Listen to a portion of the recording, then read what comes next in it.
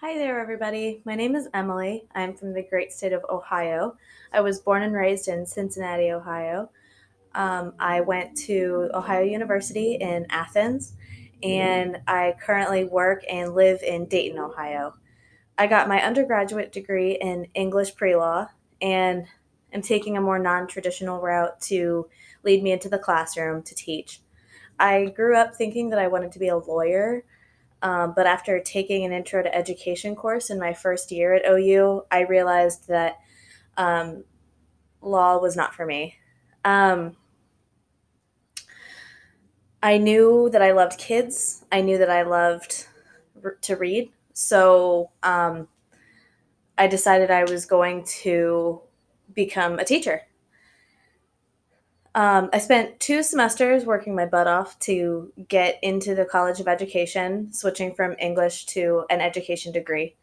Um, I worked really hard to get my GPA up so that the College of Education would accept me.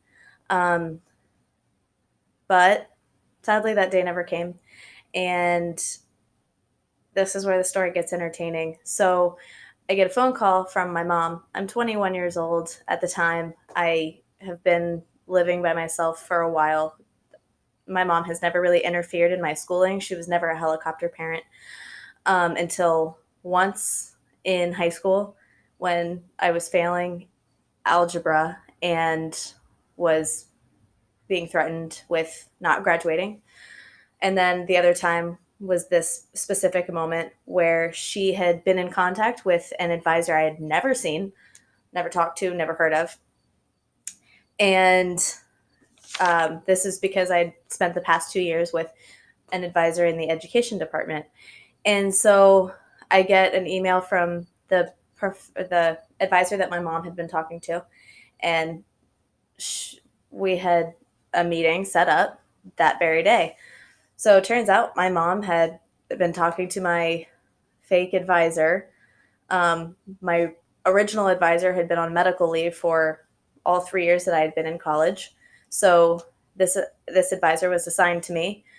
Never spoken to this person, never seen this person before.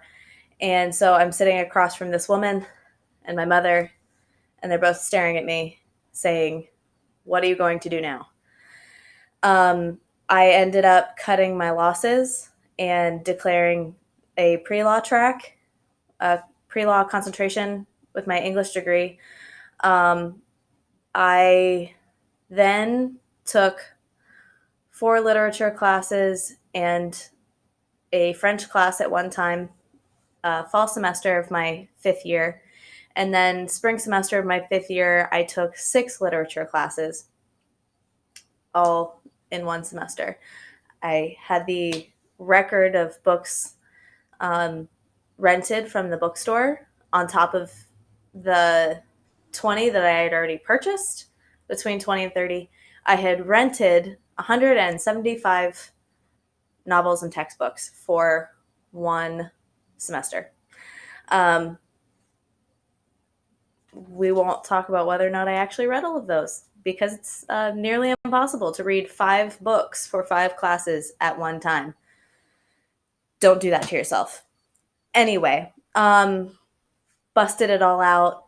My spring semester of my 5th year, I ended up failing one of those classes and had to then deal with whether or not I was going to take a class to make up for it or actually really cut my losses and take some time off to figure out what I was going to do.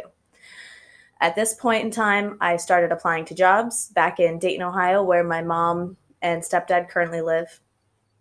And I was going to take a class that would have fulfilled that requirement through Wright State, somewhere closer to me. But in the what would have been spring semester of my 6th year as an undergraduate, I got an email from my advisor saying that this professor whose class I failed before was offering the same class online. So I took it, passed with flying colors, did amazing, really worked my butt off in that class on top of working 50, 55 hours a week. So I was really proud of that. And then I finally, after 6 years, got my undergraduate degree in English pre-law from Ohio University. So I've been working at the same daycare that hired me right after graduation. I was hired as the school age summer camp counselor at the time, and that position led to a full time position working with all kids from 6 weeks old to um, during the school year about 5 years old.